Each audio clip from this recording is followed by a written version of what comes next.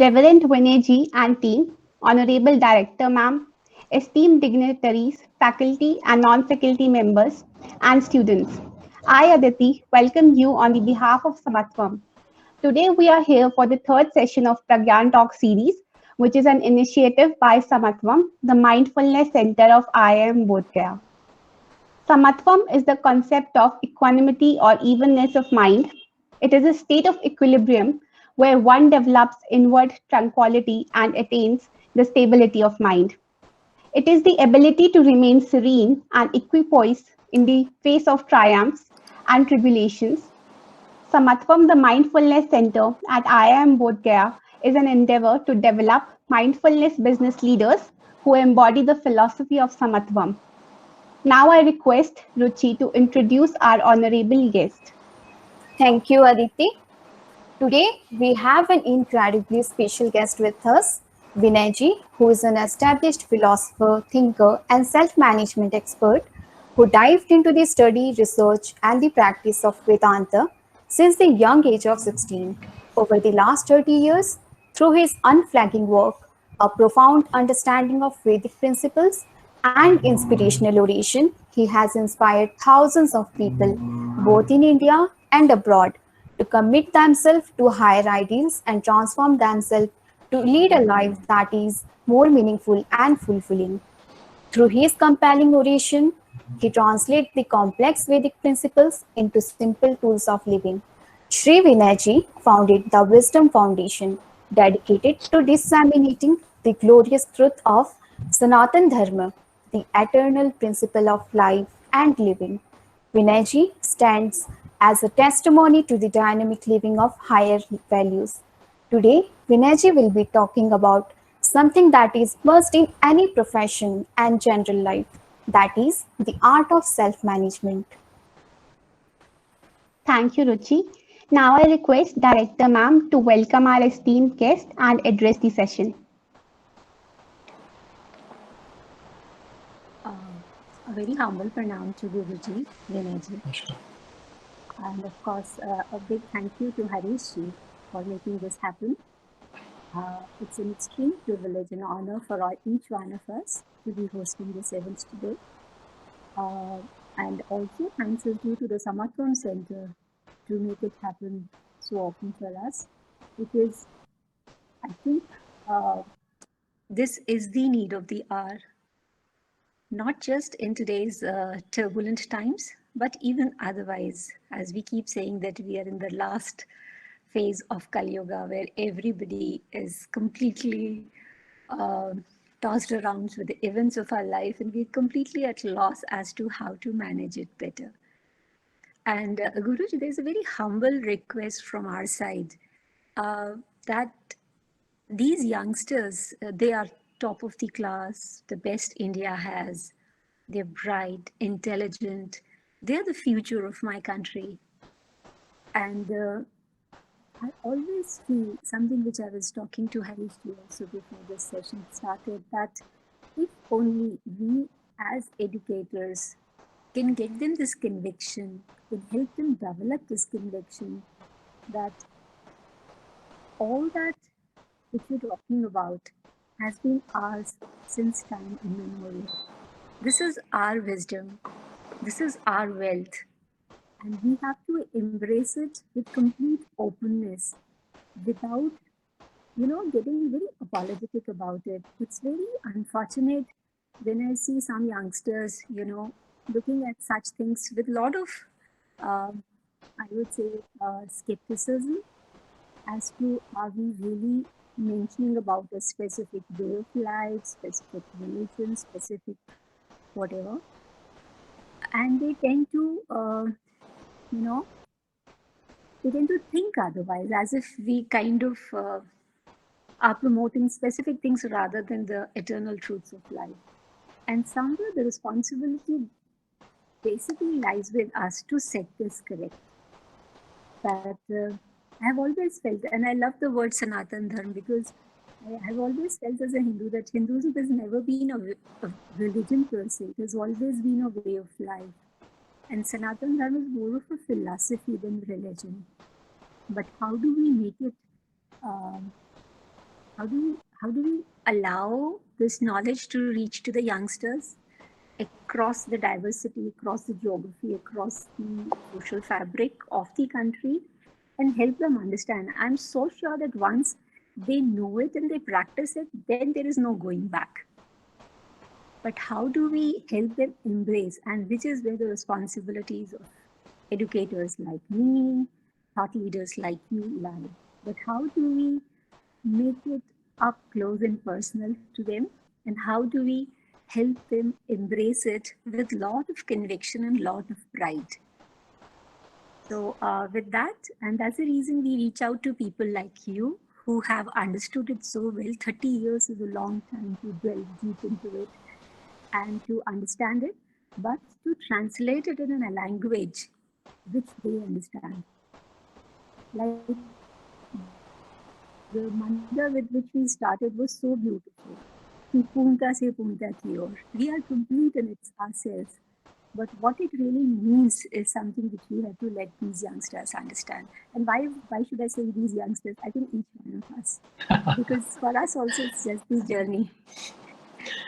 So with this humble request, it's over to you. I know you have lot more and lot more precious to say and share with my students. And I'm extremely thankful for you having taken out this time. With again, one more humble request. I don't know, because we have established this mindfulness center, but what in typical management jargon we call it is the content creation. We don't have people for content creation. And I think here, establishments like you and us should join hands so that that content which you have so lovingly created should be made available to the youth of the country.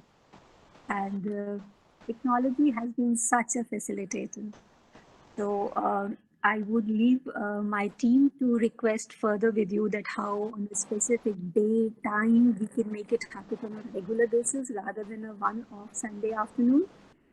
And how do they really make it a way of life for them? So thank you so much, and I hope you will accept my request. Thank you, ma'am. Now I request Vinay ji to enlighten us on the art of self-management. We hand over the stage to you, sir. Thank you, Aditi. Namaskaram, Hari Om to everyone. Good afternoon.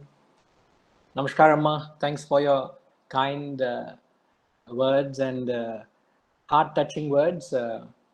And truly look forward for a long journey in disseminating this great Sanatana Dharma, as we call it, as the eternal wisdom of life and living.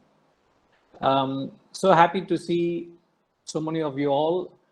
I'm told that there's another classroom which is also accommodating a good number of people, students and guests. However, I'll only be able to see a few. I hope those who want to connect, want something to clarify, I think there should be a way, there is a way, I suppose, to capture their queries, and please do share it in the chat box. In the given time, I would try to do as much justice as possible. So the clock is just 3:15, and I have an hour for a presentation, and then I would leave a few minutes for any question and answers.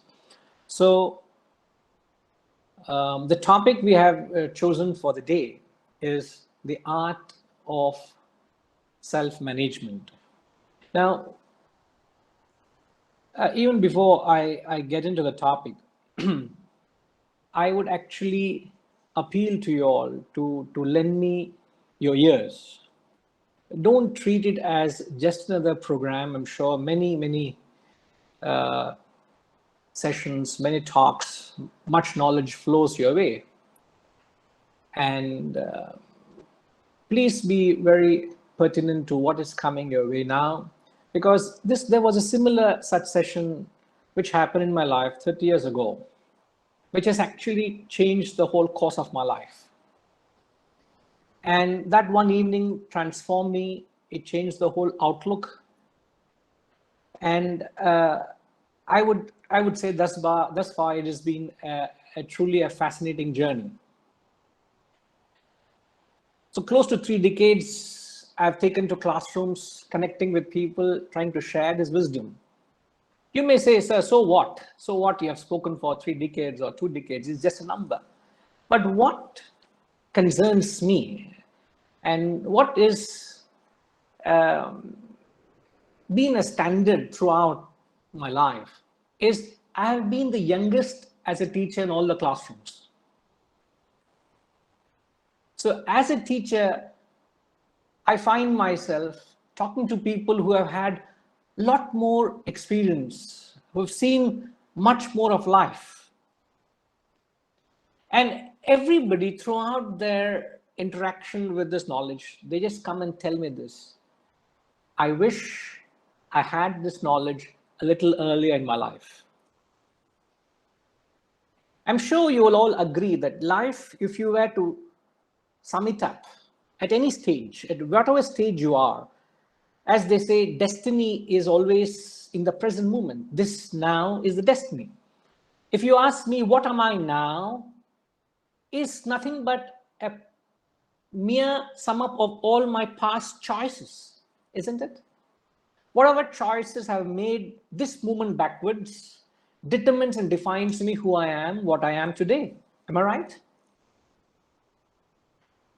And everybody feels that perhaps they would have had this wisdom to have help them make wise choices.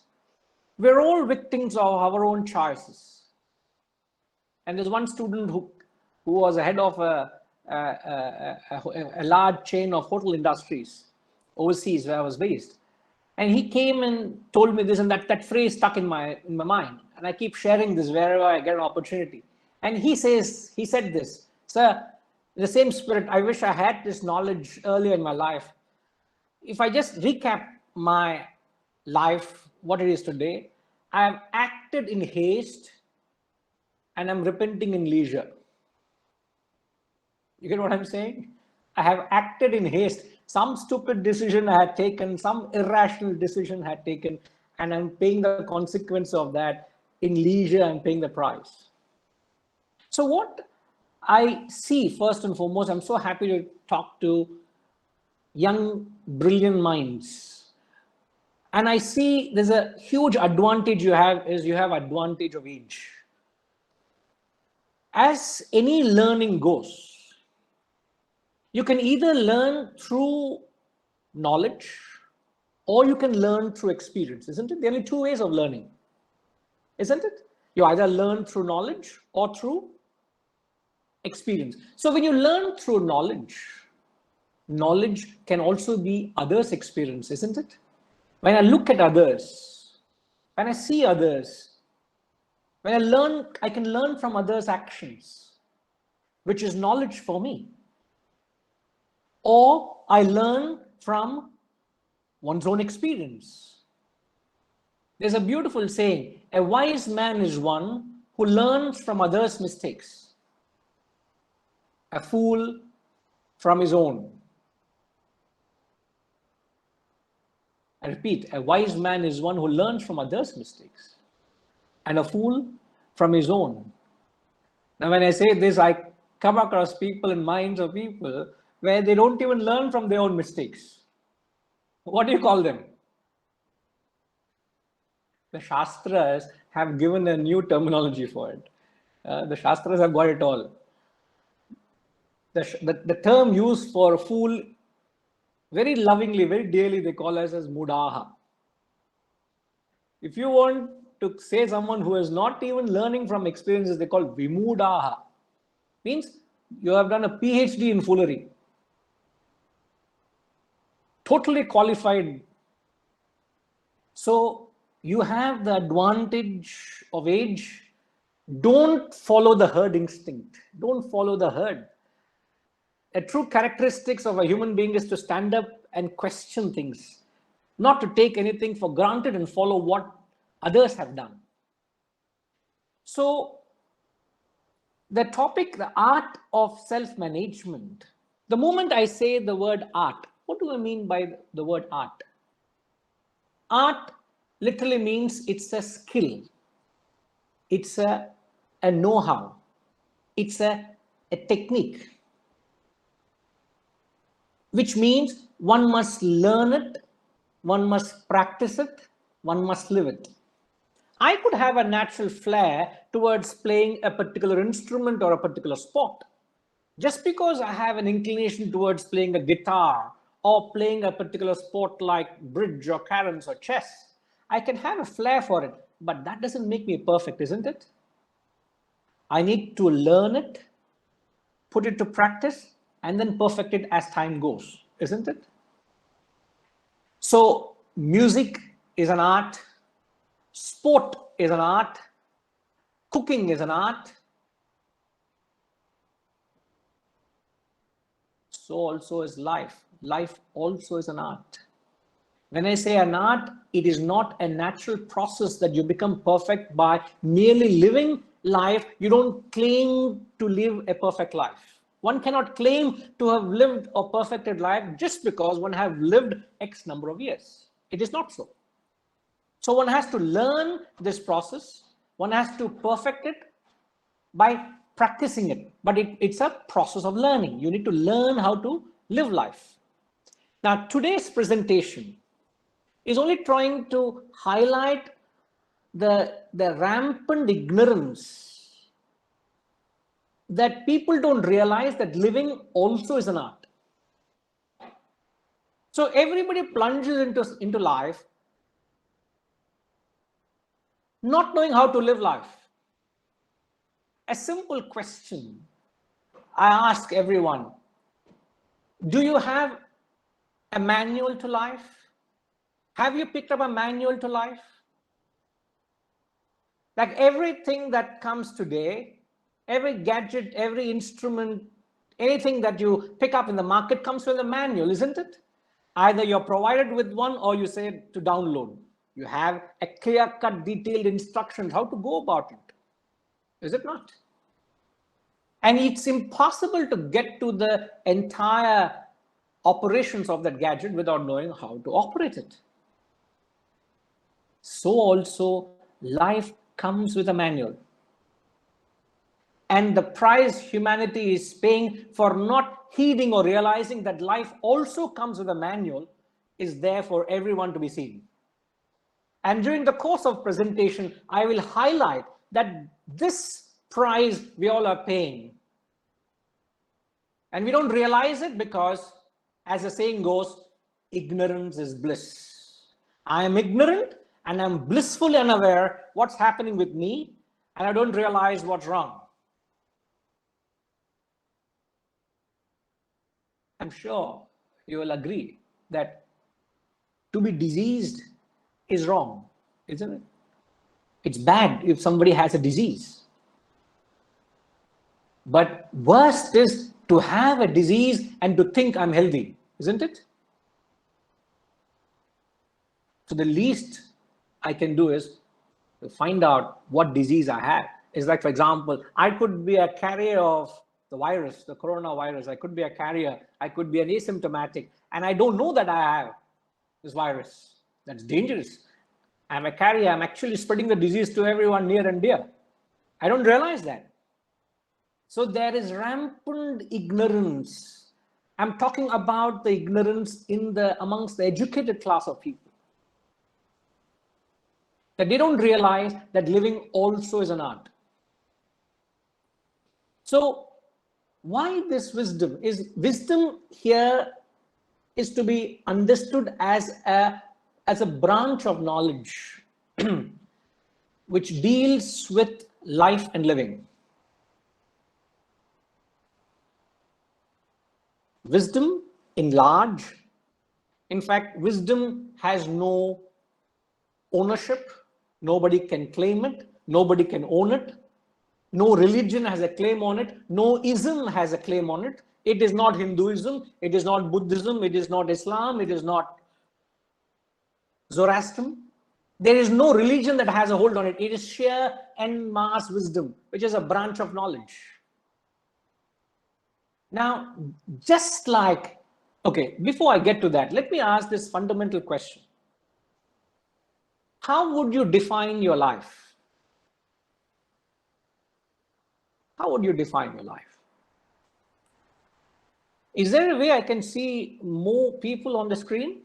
Whoever is an admin, is it possible to bring in more people so I can Yes, see? sir.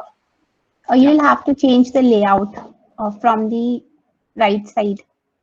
I have to change the layout. All right. Okay. I've clicked this more option.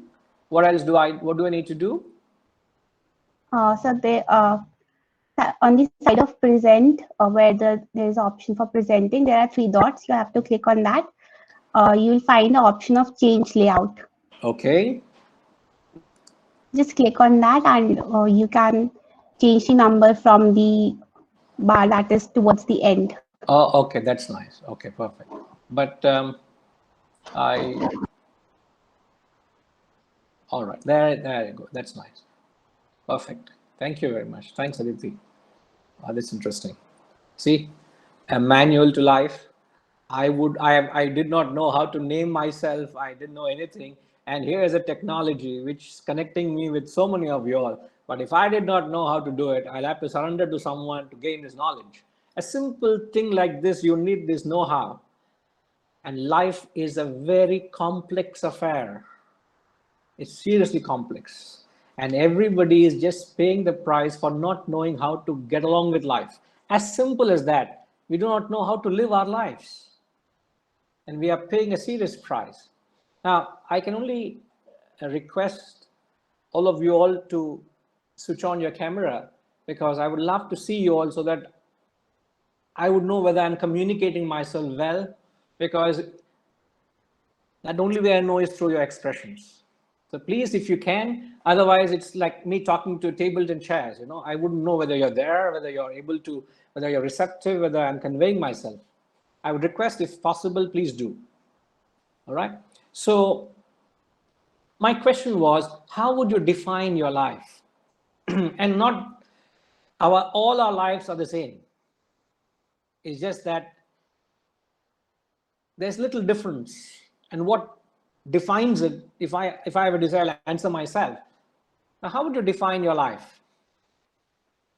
Anybody? Can I ask Swami Vivekananda? Oh, sorry. I'm so used to saying Swami Vivekananda, so I've conferred you the title. I hope it's okay. Yeah, it's okay. Hari Om Guruji. Hari Om. With this question, I remember one of the important questions which is asked in every interviews. Tell me something about yourself. And what we regularly answer is our past experiences, our achievements, and whatever we have earned or learned in the life. So I think same will be the answer to you also. Right. So, perfect. As simple as that, as you said, that's what I was looking at. Life, in fact, is defined as Anubhava Dhara. It's a series of experiences. It's just a flow of experiences. And an experience constitutes two essential factors: the individual you and the world outside. So when the individual contacts the world, there is an interaction between the individual and the world, and that interaction is an experience, is a unit experience, and a flow of such experiences is life. All right. Now, there are a group of thinkers. I would compartmentalize into two categories. One, I would call them as the objective scientists, and the other, I would call them as subjective scientists. The group of thinkers, the objective scientists, they took up the study of the world and they went about improving the world. And if you look at the world, what was the world 50, 100, 200 years ago? And what's the world today? There's a world of change in what the world is, isn't it? The mobile technology did not exist 30 years ago. I still remember the first mobile I had ever used. Even my maid will not want it. It is a piece of junk. So that's fast the technology is changing. The world is changing. The world is advancing. The world is becoming a better place. Now, another group of thinkers dealt with the individual to make the individual better so that there can be a harmonious relationship between the individual and the world. So when the individual contacts the world as an experience, flow of such experiences is life. Now, the branch of knowledge which deals with the world is science. Science is a branch of knowledge which deals with the world. In fact, you can say science is organized knowledge, whereas wisdom is known as organized life. When your life is organized, that branch of learning is called as wisdom. And the science which deals with the world is organized knowledge. So they went about it in a very scientific way, whether be it the objective scientists, whether be the subjective scientists, they went about it in a very scientific way. So it is not mere opinions or views of people, but they went about it very scientifically, and all their study and research, they presented them as laws pertaining to that particular subject. So there are various laws which govern the world under the branch of knowledge called science. There are various laws which govern life under the branch of knowledge which is wisdom. Now, if I can ask Ruchi, can you name a few laws which govern the world? Which governs the world. Uh, we For the world, we have there are different countries which are regulated by constitution. In our personal life, we have values and principles which we follow, like we always respecting the elders. These are the values and principles we follow in our personal life. No, Ruchi. What I'm Yes. asking is, if you followed me, I said there are two branches of knowledge: the knowledge which deals with the world, another branch of knowledge which deals with life. The Yes. world, science deals with the laws which governs the world. Can you Wisdom. mention the laws which are present in the world? What are the laws? Um, Are they not the various physical laws, chemical laws, the biological laws, the physiological laws, the law of gravity, etc.? yes. Sir. Isn't it? Yes. Sir. All those laws put together is the branch of knowledge. Science. Knowledge. Science deals with those laws, isn't it? Yes. Sir. Now, now, would you follow a particular law because somebody said so? No, sir. Why? Because until we experience, until we realize, we can't blindly follow anything. Yeah. And we have to be a seeker in our personal life. That is how we will enhance our experience of life. Correct. So when you have gone into life and experience, like you wouldn't believe a law is right or wrong because somebody said so. Because not because Einstein or Newton said so, you accept it because it's there for you to be verified and see.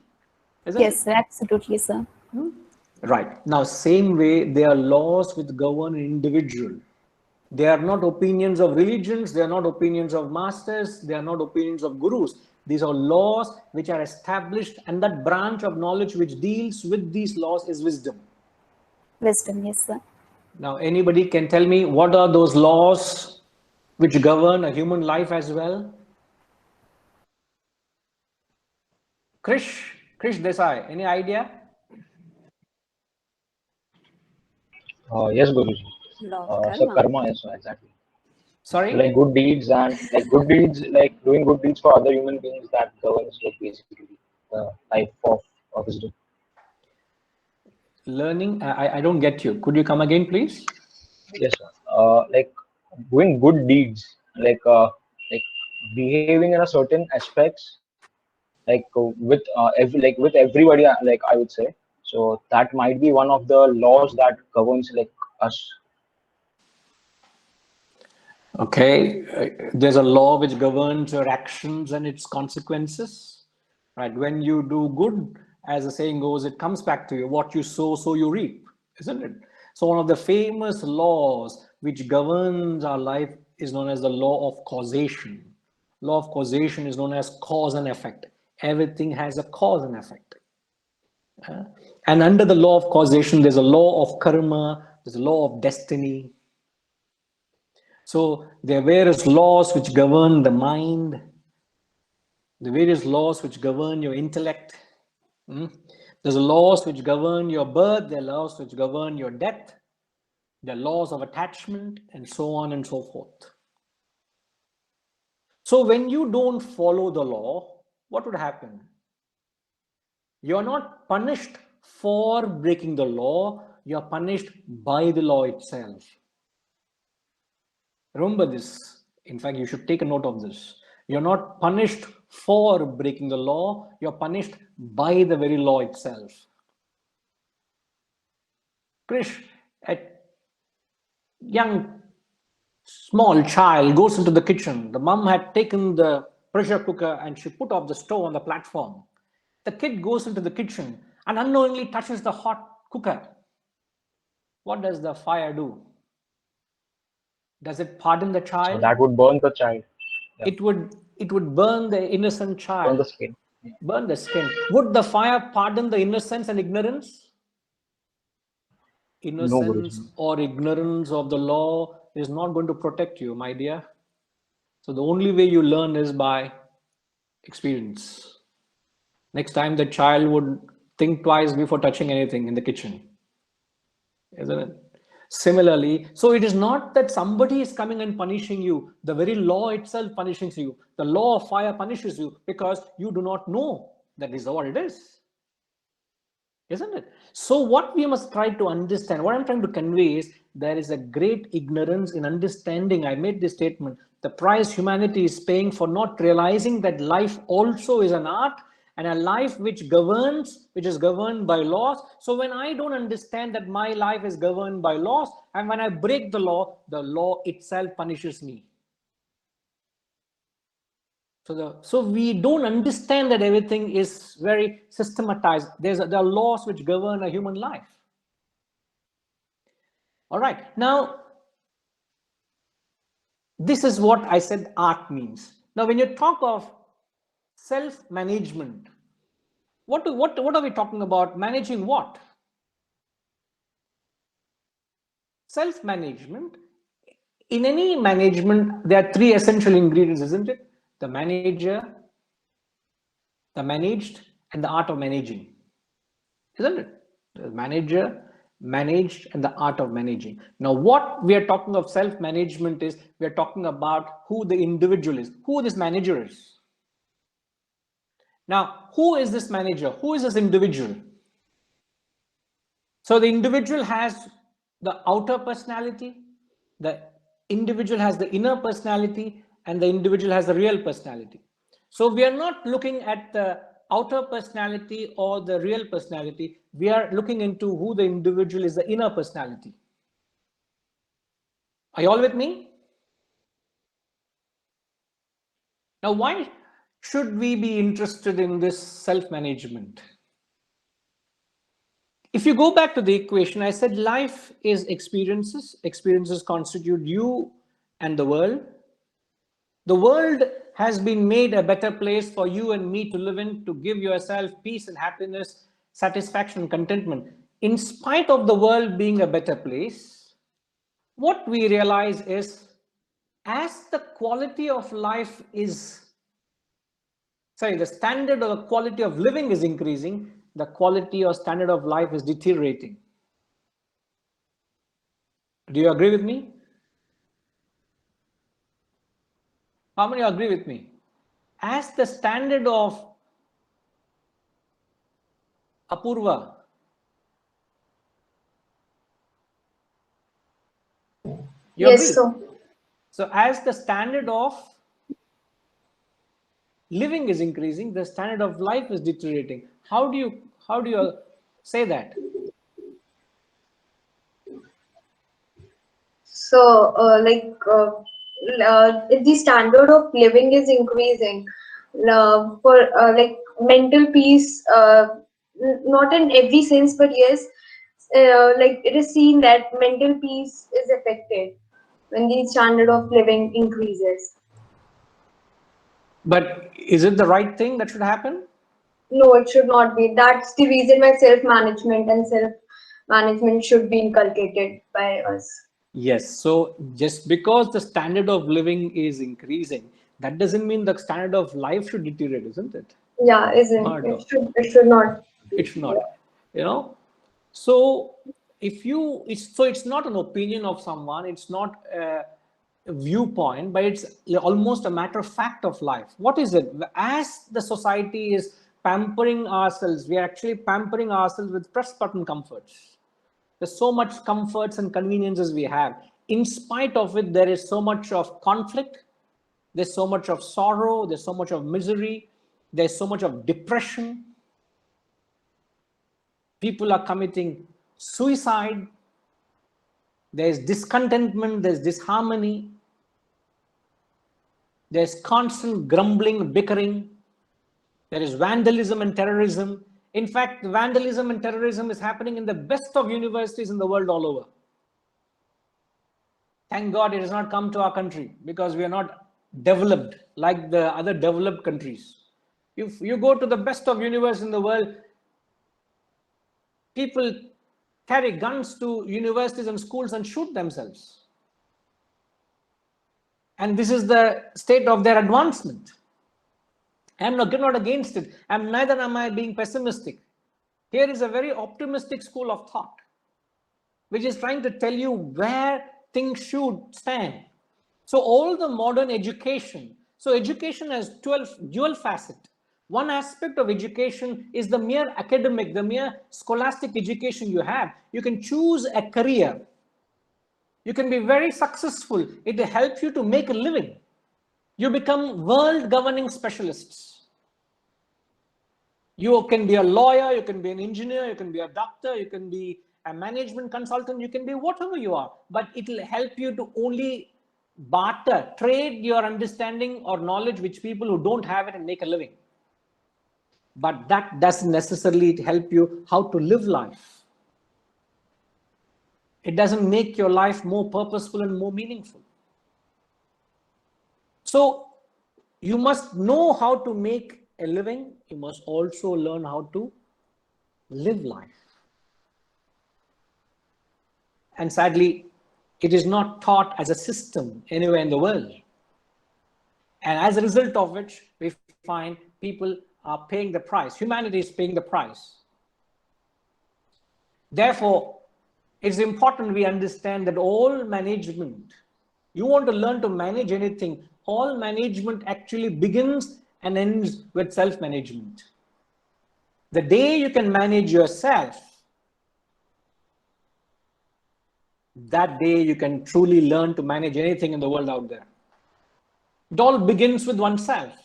Now, when I say self-management, in fact, I can quote you from Shakespeare.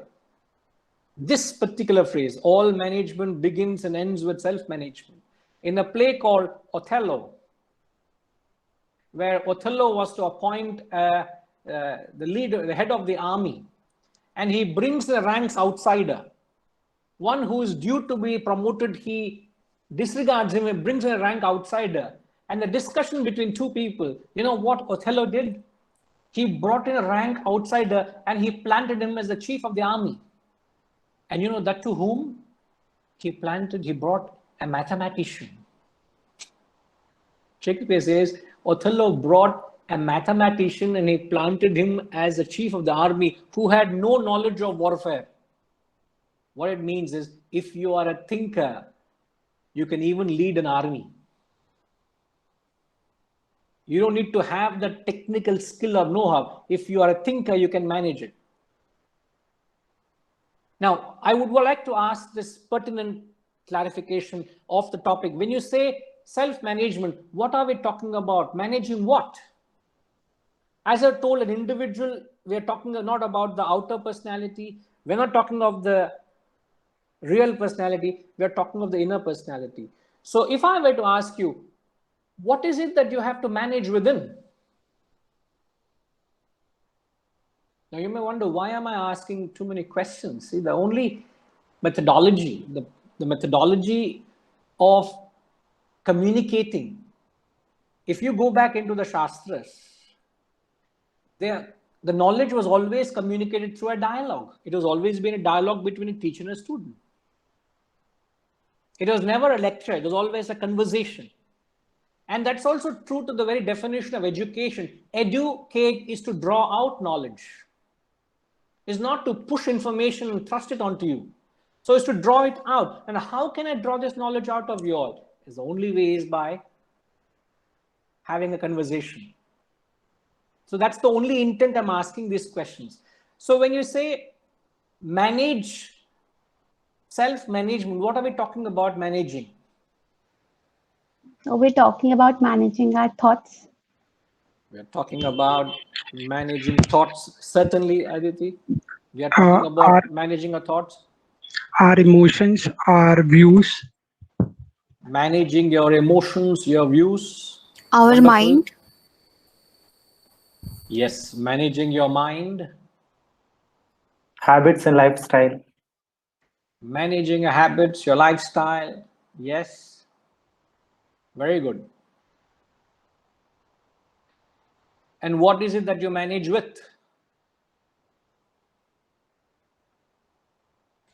Self-control. What is it that brings in a self-control? Like if any thoughts are coming that are not necessarily at the point, then we should be we should have that quality of mindfulness to focus at a point. So that is what I meant by self-control. Very true. Very nice. Yes, to be mindful, to be conscious that this thought or this act is not the right thing. You know, Sydney Harris, a very famous thinker, he says the art of living consists in knowing which impulses to obey, which must be made to obey. The art of living consists in knowing which impulses to obey and which must be made to obey. Now, rightfully answered, so that what we're talking about managing our own mind. So, a human being constitutes of two wondrous equipments. The two wondrous equipments is known as the manas and the buddhi. The manas is the mind and the buddhi is the intellect. Now, what does your mind constitutes of? Your mind constitutes of feelings, emotions, likes and dislikes, impulses, desires, is the mind. All right? I repeat, your mind consists of feelings and emotions, impulses, likes and dislikes, desires, etc. And then the intellect is that aspect of your personality. Okay, tell me, can anyone tell me what is the job of the intellect? What is the job of the buddhi? What does the intellect do?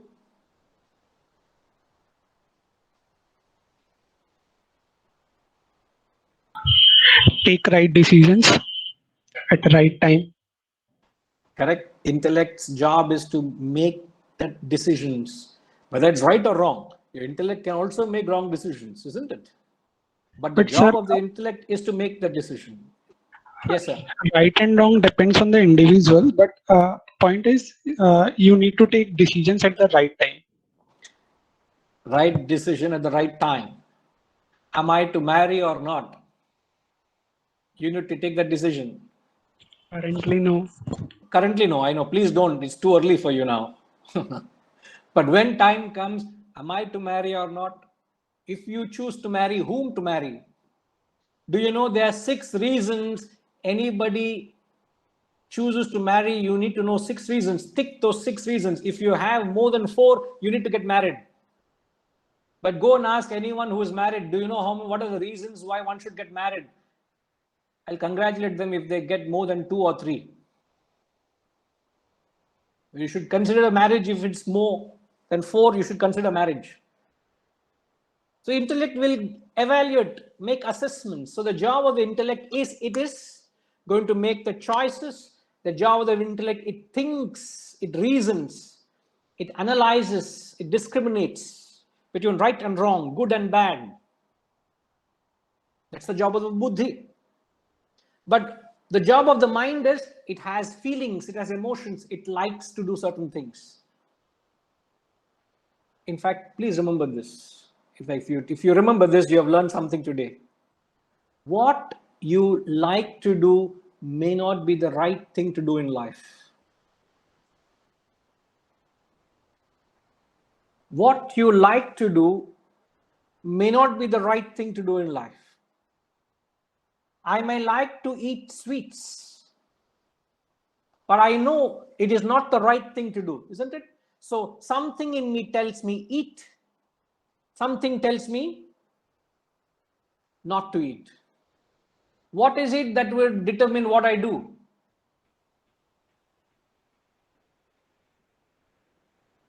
Something tells me eat and something tells me not to eat.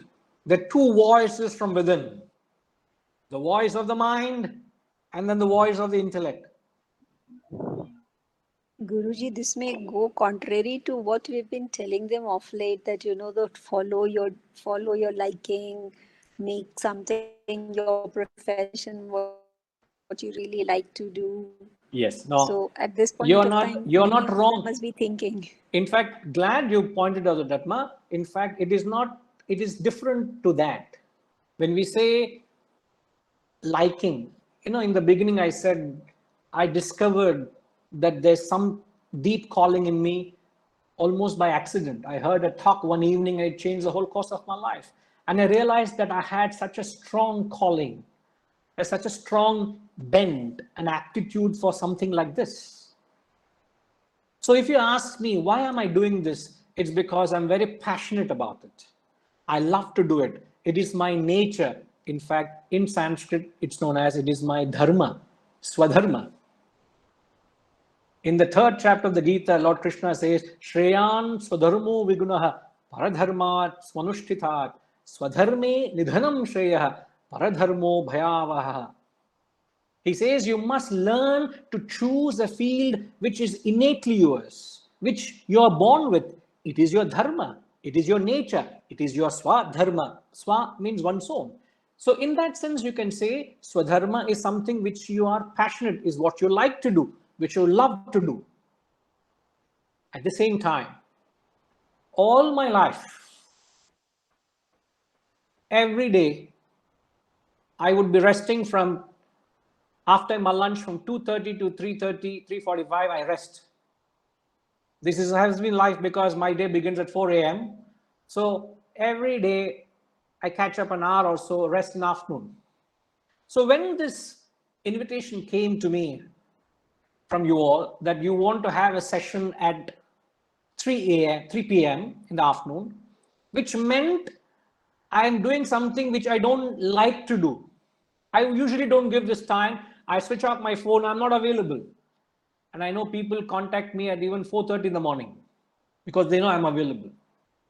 But when this request came my way, I had to make adjustments. I had a lecture in the morning which would actually end at 1 o'clock. I preponed the thing. I did many changes to my schedule for the day just to accommodate. If you ask me, would I love to do it? Would I like to do it? More often than not, I would say no. But something told me, intellect told me, yes, even though you may not like to do it, but you ought to do it. So I am doing it something now, which I choose to be resting in the afternoon. But now I'm sharing this knowledge, connecting with you lovely people. Why? Because my intellect told me it's the right thing to do. Because somebody has knocked at your door and extended a kind invitation to address, you can't say no. You can't say I am not available for whatever reason. Make your best possible effort to make yourself available. Even though I may not like to do it, but yet I did what is my obligatory duty to do. I ought to do it. I did it. On the contrary, I may like to eat sweets. In fact, who is a diabetic? Who is a diabetic?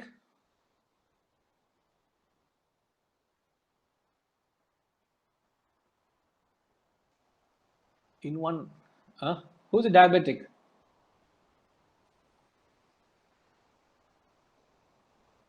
I'm so happy to know that none of you know what it means.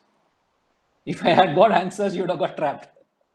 A diabetic is one who has, okay, why does, okay, now you can answer this question. In fact, Chirag is asking this question, how do we say no to ourselves?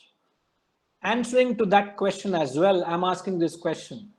When does one become a diabetic? Arvind?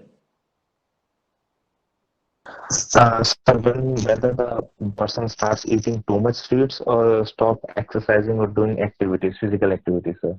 Why are you saying or? The third also is a possibility both, na? Eating and not Yes, sir. exercising also, isn't it? Sir. And or it can be also sometimes genetics also, sir. It is on the base of genetics and it is passing on from family to family and generation to generation, sir. Yeah. No, but that's, in fact, I'm told that you, with your own efforts, can keep that at bay. You can keep away from all your genetics if you lead a very active, dynamic, and healthy life. So the moment you give in, you relax, you don't put an effort, you will fall a prey to what hereditary is, isn't it? So one would become diabetic because, in fact, go back to the example of sweets with the concept of the mind and the intellect. In fact, Ratnakaram has correctly said, when you cannot say no to sweets, which is the mind is craving and the intellect has no control, isn't it? Your mind craves for it and intellect cannot control, you become a victim of sweets. Now, here, is it good? You may like to eat sweets, but if you want to enjoy sweets rest of your life, what do you need? As Apurva said earlier, you need to practice what is known as self-control. If you are able to inject the discipline of self-control, you will be able to eat sweets rest of your life without even worrying. Without even worrying. Because you have exercised a certain number of control. So what your mind demands may not be the right thing. I'm not saying it's necessarily the same, but may not be. So let the intellect take over and make the right choices. Is it the right thing or not? So if you take an example, if the mind is compared to the flowing waters, the flowing rivers, the banks of the river is the intellect. When the banks are weak, the flowing waters will inundate the fields and destroy livelihood, isn't it? But when the banks are strong, the rivers are contained well within the banks, the river becomes a blessing. Similarly, your mind has got lovely feelings and emotions. But when your emotions are not kept under control, you are in trouble. The moment they are under control, you have no problem. You enjoy the beauty of what the mind is. I've given an example, I've given a statement, as I said that a mind constitutes desires. The nature of the mind is it wants more and more and more. Your mind is never satisfied and contented. Your mind constantly craves for more, isn't it? The classic example, in fact, let me not talk of the classic example. I'm sure you've all heard of Jeff Bezos. Who is Jeff Bezos?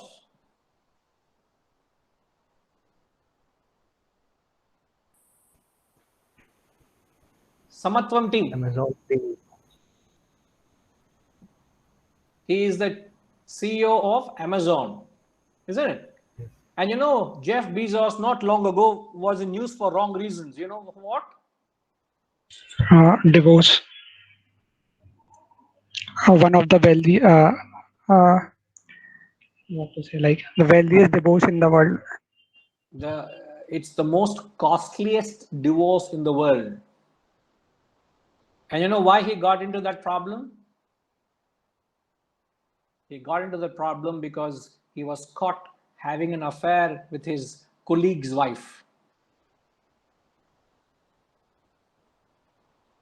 And his wife caught him. He got what happened? His mind fell a prey to the desire. His mind wanted. And mind always says, chalo yaar, there's nothing wrong with it. Just like the mind would say, if there are a tray of sweets, chalo yaar, nothing wrong, one more sweet, chalta hai. So the mind always convinces you and says, chalo, go ahead, no problem. It's your intellect that says, no, nothing doing. The same classic example, what happened to Bill Clinton? He was the president of United States long ago. You know what tarnished his image? He fell for? His colleague, sir. Sorry? A woman was his assistant, a personal assistant. He fell for her. He fell for a personal assistant. What are you talking? You know what it is to be a president of the United States? What amount of power you would have? And you fall a prey for an assistant? He had no control over his mind. Tiger Woods, he is the king of golf. He is, in fact, for many years, he was the richest sportsman, richest earning sportsman, and yet he had no control over his desire. He also fell a prey to some fancy of his mind, and he lost his charm, which tarnished his image, it tore apart his family life, it destroyed his life. It took a long time for him to battle out the challenges he was facing within and come back to his normal self. I'm just giving examples of people whom we all would want to reach their state of success, achieve what they have achieved, and yet you find they are exhibiting basic lacuna, basic imperfection of not able to handle their own mind. Classic example in the Shastras, Ramayana talks about Ravana wanting Sita. That's all.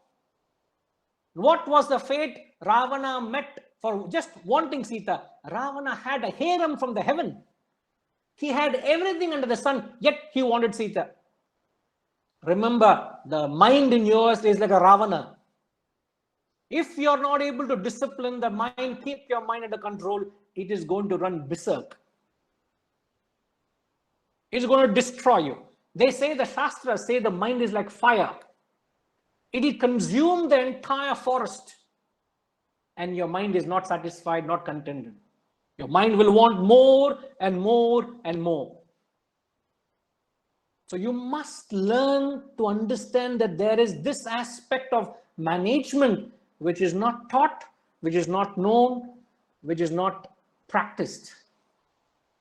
And I've met quite a few celebrated people in the course of my interaction in my life, and I've hardly come across anyone who can throw up his arms and say, sir, yes, I have conquered my mind. I have disciplined my mind. It's not how much of outward success you achieved. I've hardly come across people who have conquered themselves within. And you may ask me, sir, why is it pertinent? Why is it important that you should conquer yourself within? The very famous words of the great Vivekananda. Now here I'm not talking of Vivekananda Singh. I'm talking about Swami Vivekananda. Okay, Vivekananda, you know what Vivekananda ji said? The famous words of the great Vivekananda in the context.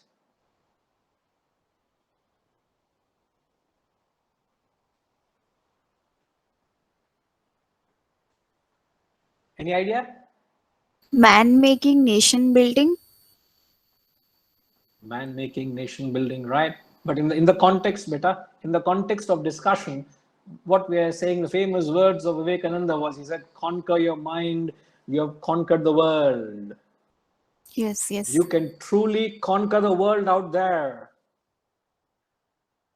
And the director G was mentioning in the beginning, these are the brilliant minds. And I know you all are brilliant minds. I'm so happy to connect with you all, and I'm so happy to see the feedback I get from you all. I know the message is resonating. I can understand you're all very well thinking along with me. But it's important that you know. It's not how much you go out there into the world and conquer the world. At every stage of your life, if you have not conquered within, If I could be a leader in the views of the world, but if I have not mastered myself, believe me, it is the most sinful feeling you can have. It is the most unpleasant feeling. If I know I am a failure within myself, many people come up and open up their lives and they break down.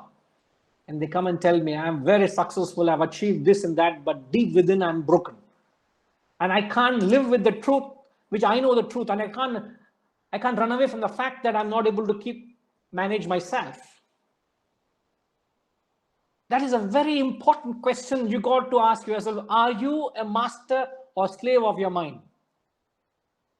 Now, I'm not trying to portray anything that the mind is the demon and the intellect is the god here. Please don't understand that. It is just thought forces. It is just energy. But energy, if it is not harnessed, it is going to do a lot of damage. In simple terms, the mind is the child in you, the intellect is the adult in you. If you let the child to itself and run berserk, the child can do considerable damage to itself and others, isn't it? If you let the mind in you run wild and run in different directions, you are going to get into deep trouble. And the state of the modern mind and intellect, the modern mind is very strong and the intellect is very weak. Therefore, you are not able to control your own mind's whims and fancies, whatever your mind demands, whatever your mind desires. Everybody wants to find their peace and happiness and contentment. Anyone tell me in this classroom, sir, I'm found that fountainhead of peace and happiness? I'm happy and contented in life. Can any one of you claim? Yet you're all at different stages of your life. Are you peaceful and happy and contented with life? Just like health is my natural state, the natural state of the mind is to be peaceful and happy. If you are not happy, you are in an unnatural state. How would you feel when you are not yourself, when you fall sick? You feel lousy, isn't it? You feel, I want to get back to my feet. I want to be just normal self. Just to be on the bed, sleeping for hours together is an uncomfortable feel. It's not your natural state. Similarly, to have that peace of mind, that composure, that shanti, that Samatvam, as you have beautifully coined the institution you are running, to have that mental equanimity and equilibrium, that is your natural state. And the only way you'll achieve it is by able to exercise a certain control with an intellect. So then the mental health is paramount. The state of your mind is paramount because the entire life, everything in your life is nothing but a projection of your mind. The world you live in is just nothing but a projection of your mind. If you have a healthy mind, you have a healthy world. If you have a pessimistic mind, you have a pessimistic world. If you are a dynamic mind, you have a dynamic world. A student's mind, a student's world. A philosophical mind, a philosophical world. The world you're living in is created by your mind within. The world you are experiencing is choreographed within here. So if I control my mind, I can control the world. Conquer my mind, I conquer the world. So when I talk of self-management, we are talking about this aspect of management, of being able to manage your own feelings, your own thoughts, your own impulses, your own desires, your own personality.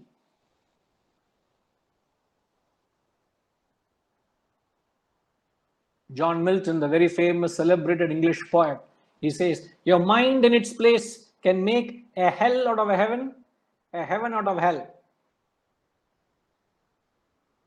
Means you leave the mind to itself, it can make a hell from heaven, it can make a heaven out of hell. Everything can be going well. I know people who can make a hell out of it.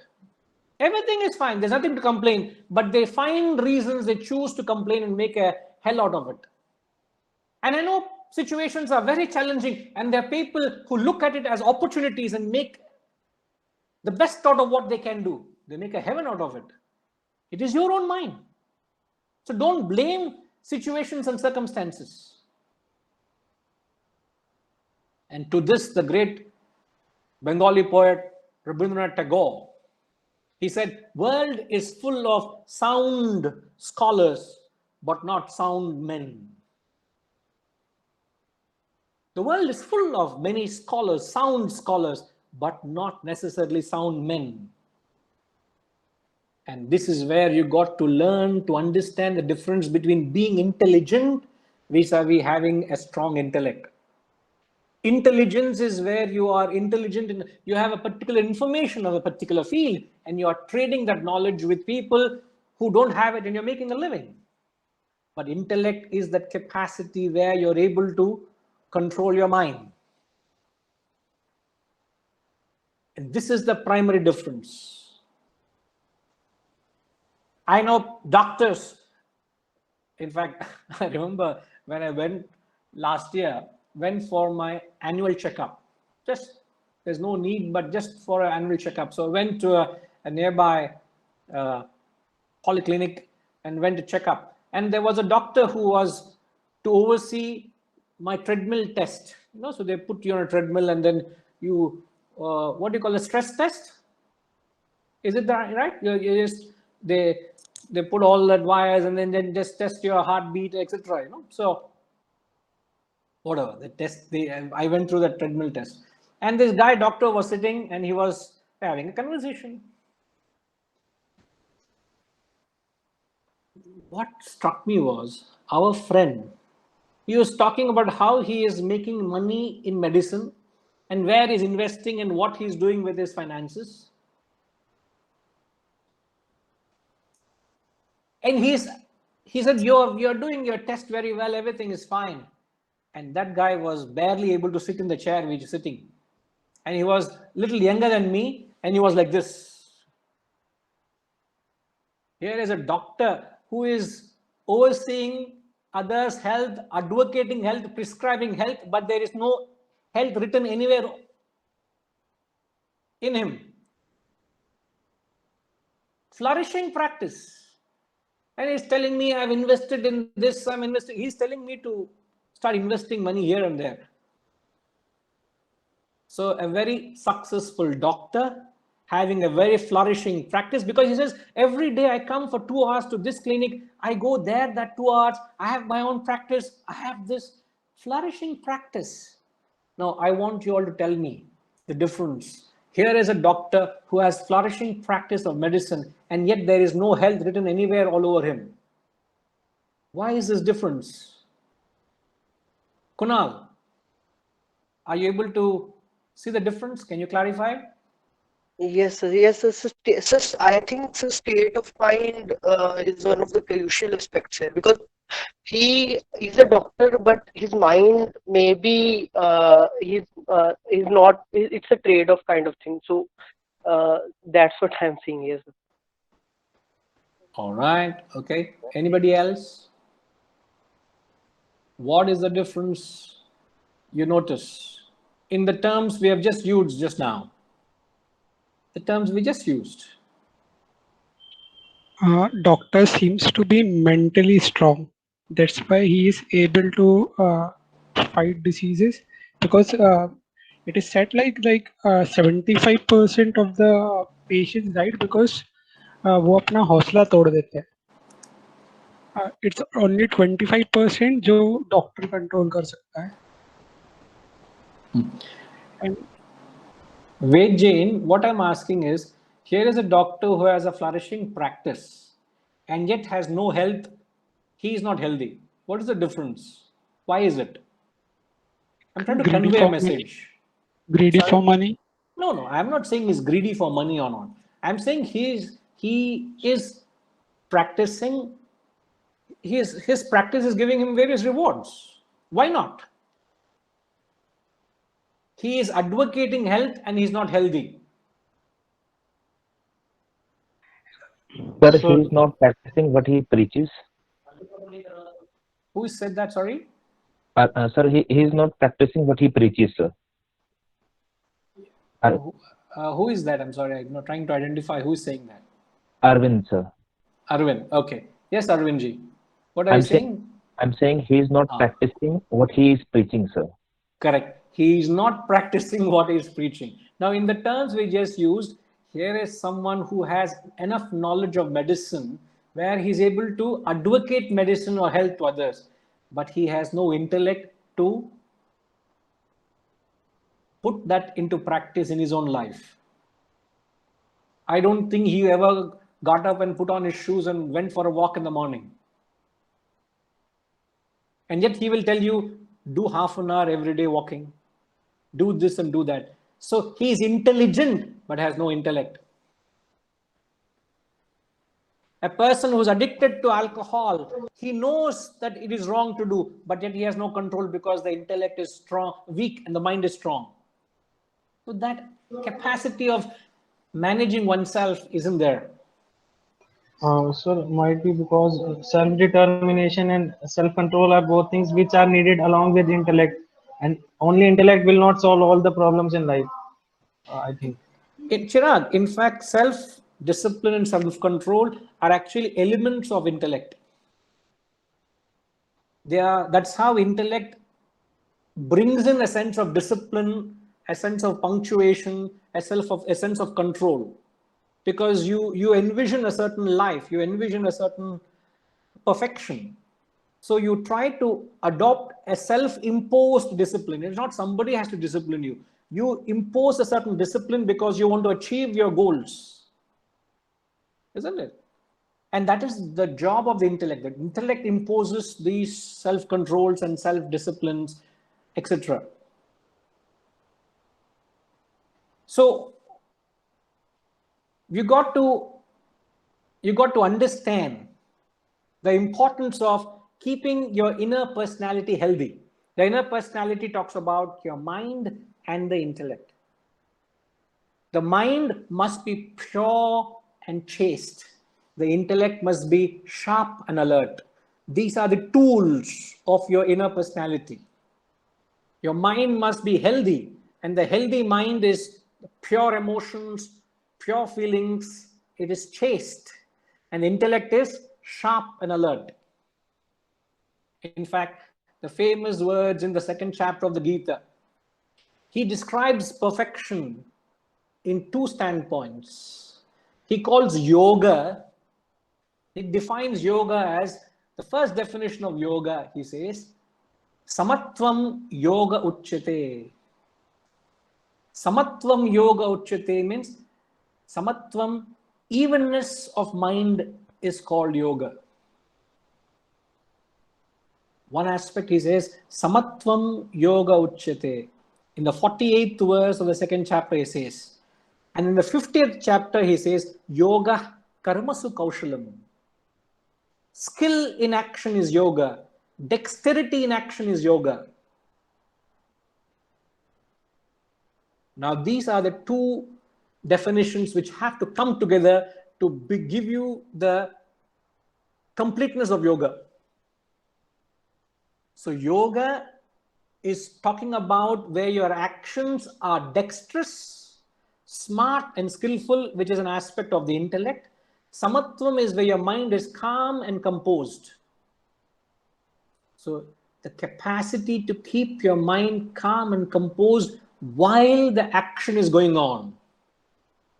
Mahatma Gandhi said, any fool can find Shanti in Shanti, but you must learn to find Shanti in Ashanti.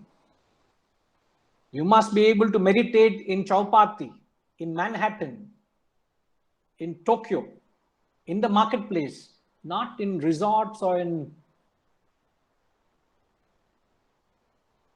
the woods. No, you should be able to keep your mind calm at all times. So this state of mind where your mind is calm when your action is going on, when you're dynamic, is known as a state of sattva. I can't get into the details. Time is, I've already crossed the hour mark. I'm just trying to visit the outhouse of these concepts. Believe me, just the outhouse. I'm just trying to do little justice to what this art of self-management is. Just make you realize that this element is essential to carry on with life at any stage. So I'm just going to conclude with giving you this little insight into what is that perfect state, one who has managed oneself, where a perfect state is where when your body is active, your mind should be calm. This is an ideal state, an ideal action or perfect state is where your physical body is active and your mind is calm. Now what's happening in our lives? Physical body is inactive. I am sitting at a place and the mind is running all over. Chakkar.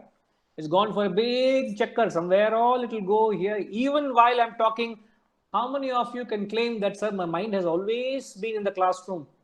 For 1 hour you have spoken, my mind has not left the classroom. If you say yes, I know you're lying.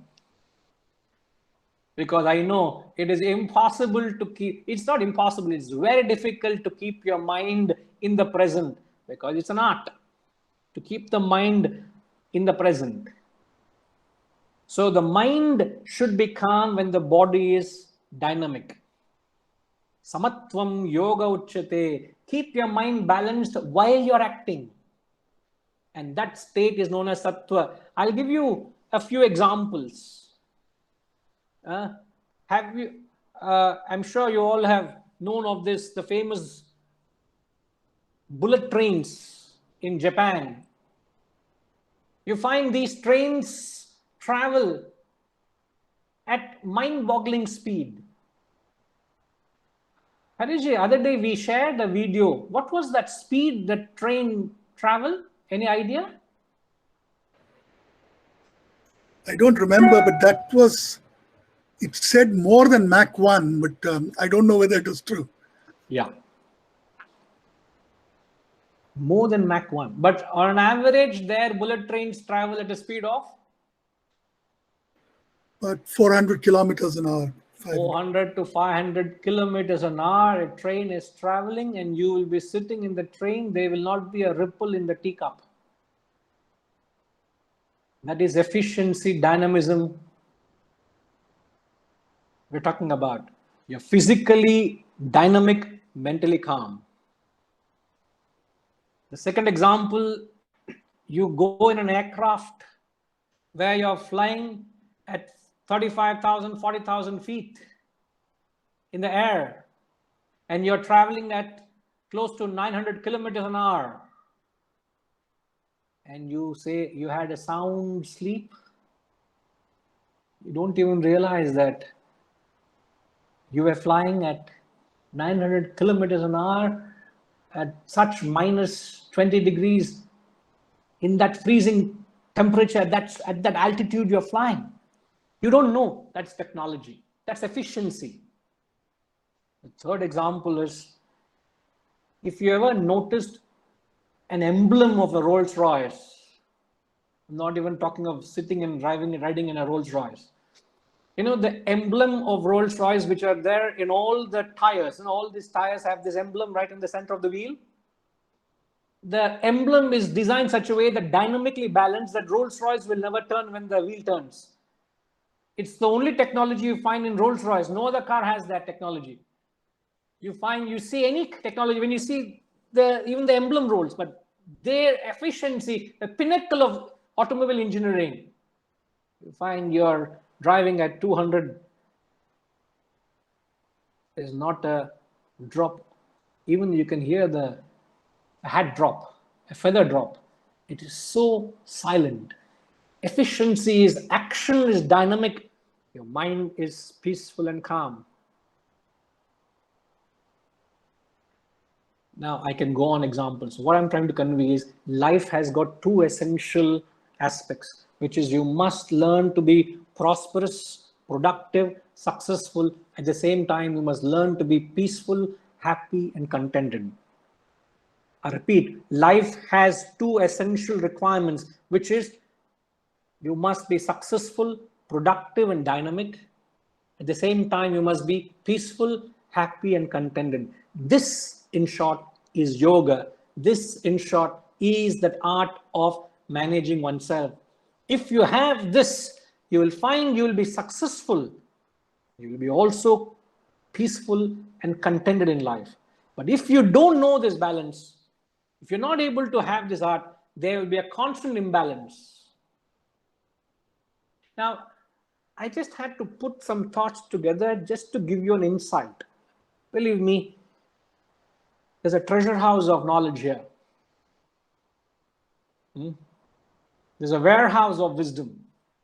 It's just that give you an insight. It's just the outhouse. So you'll be able to know what is this art of self-management. What is this wisdom we are talking about?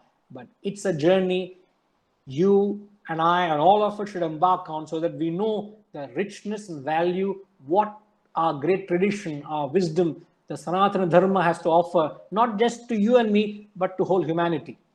I'm indeed extremely proud that we have this great treasure with us. And what drives me day in and day out to share this wisdom is it has immensely benefited me. And there's no reason why it will not benefit and serve you all.